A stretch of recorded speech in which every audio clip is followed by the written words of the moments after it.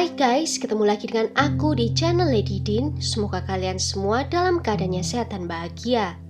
Lagi-lagi masalah polis asuransi jiwa membuat seseorang nekat melakukan hal yang mengerikan terhadap pasangannya sendiri.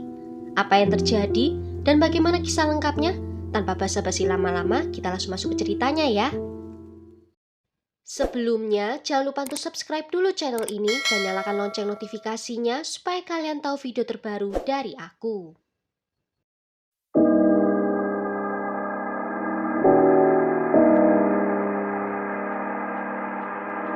Oklahoma City Police Department. Hi there. I'd like to report a client. My brake lines have been cut.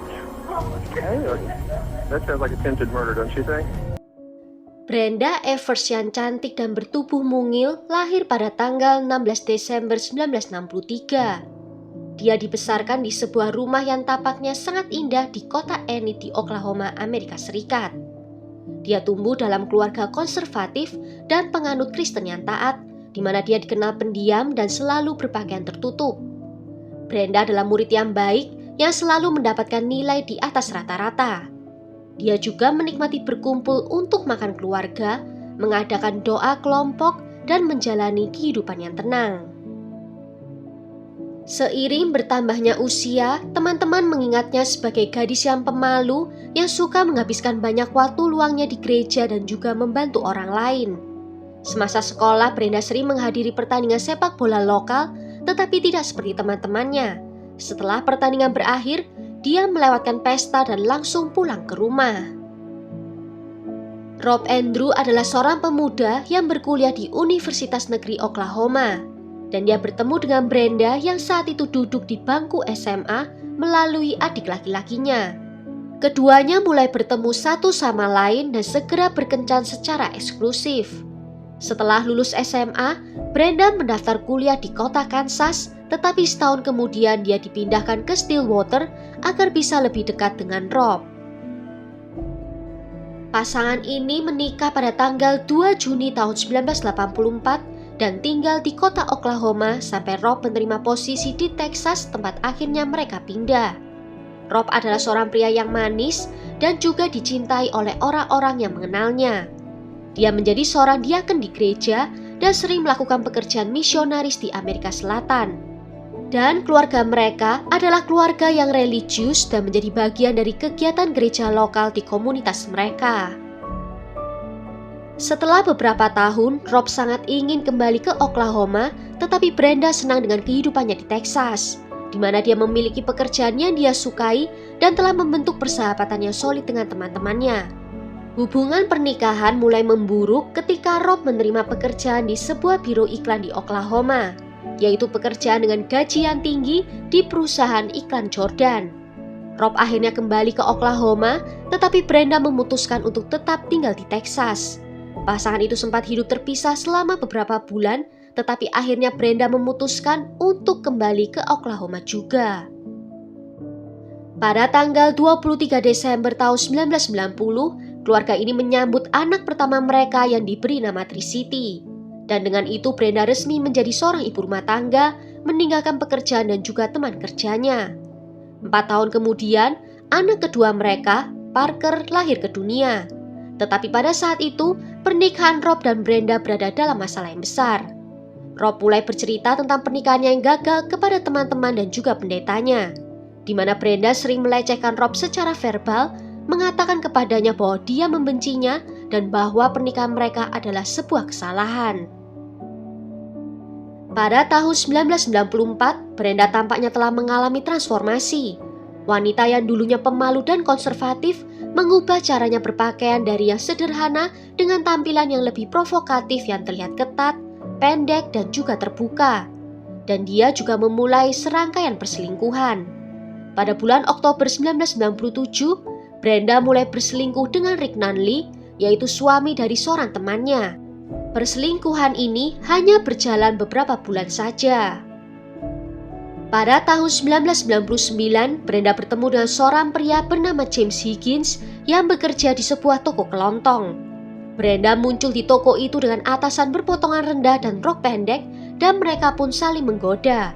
Suatu hari Brenda menyerahkan kunci kamar hotel kepada James dan menyuruhnya untuk menemuinya di sana.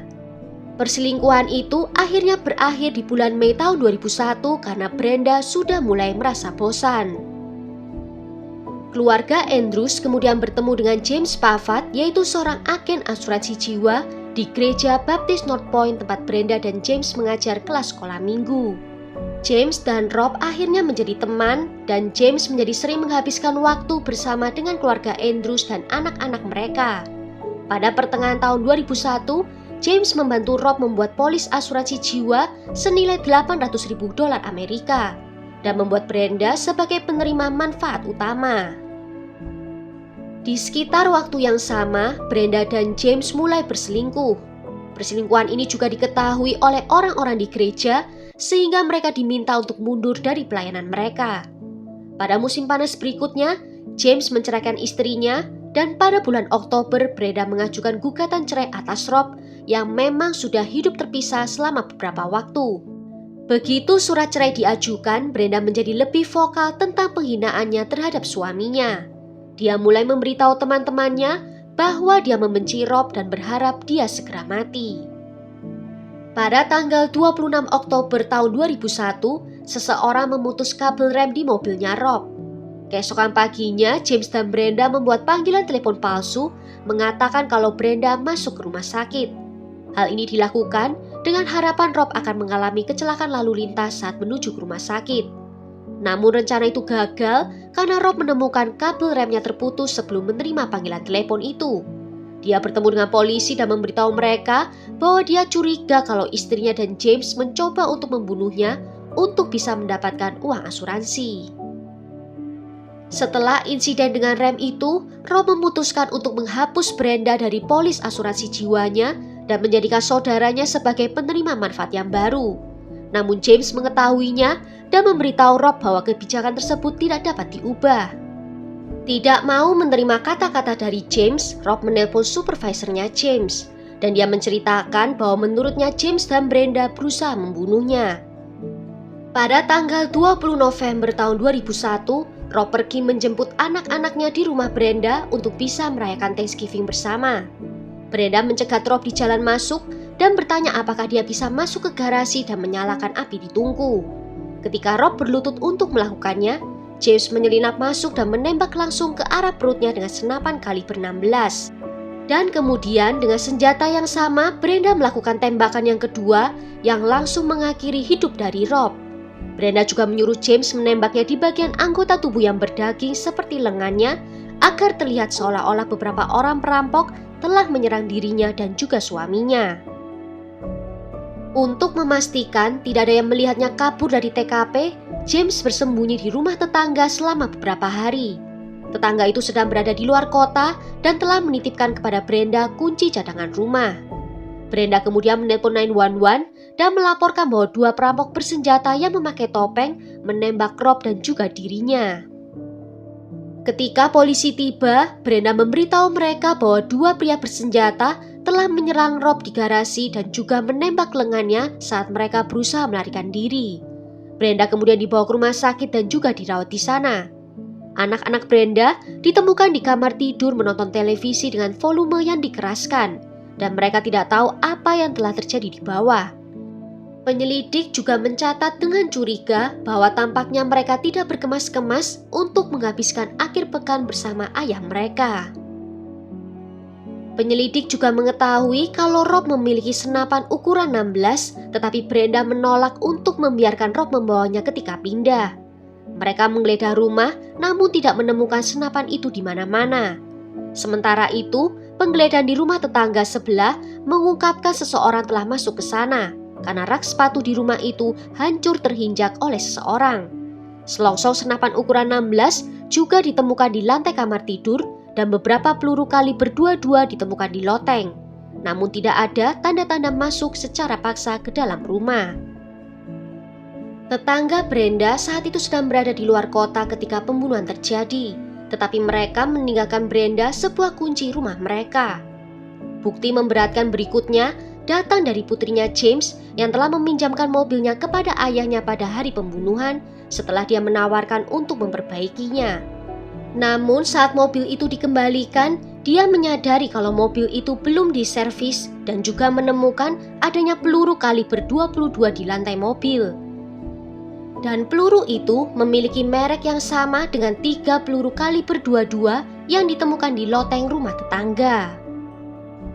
Seorang ahli tulisan tangan menentukan bahwa tanda tangan Rob telah dipalsukan pada dokumen asuransi yang mengubah nama Brenda menjadi penerima manfaatnya lagi. Pada dokumen yang valid, ternyata Rob telah mengubah penunjukan penerima manfaat polis menjadi kedua anaknya. Dan alih-alih menghadiri pemakaman Rob, Brenda, kedua anaknya dan James pergi ke Meksiko. James menelpon putrinya berulang kali dari Meksiko, memintanya untuk mengirimkan uang. Dia tidak menyadari bahwa putrinya telah bekerja sama dengan penyelidikan FBI atas pembunuhan Rob.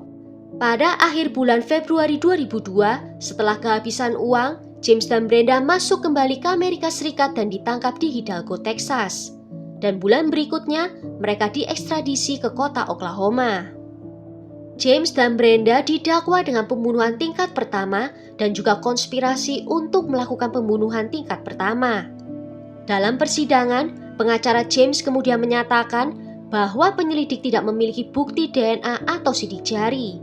Yang mereka miliki hanyalah bukti tidak langsung saja. Namun keduanya dinyatakan bersalah dan menerima hukuman mati.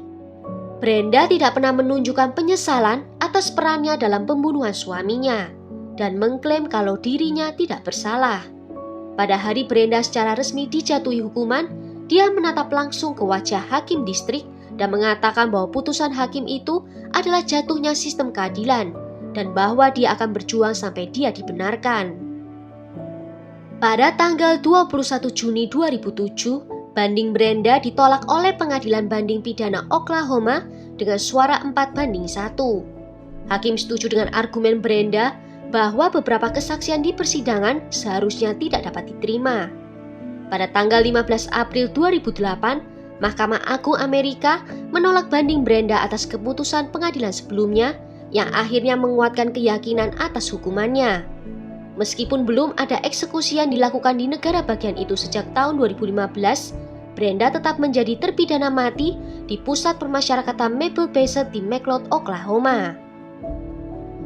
Sedangkan untuk James, pengadilan banding pidana telah menetapkan tanggal eksekusinya yang akhirnya jatuh pada tanggal 11 Juli tahun 2024.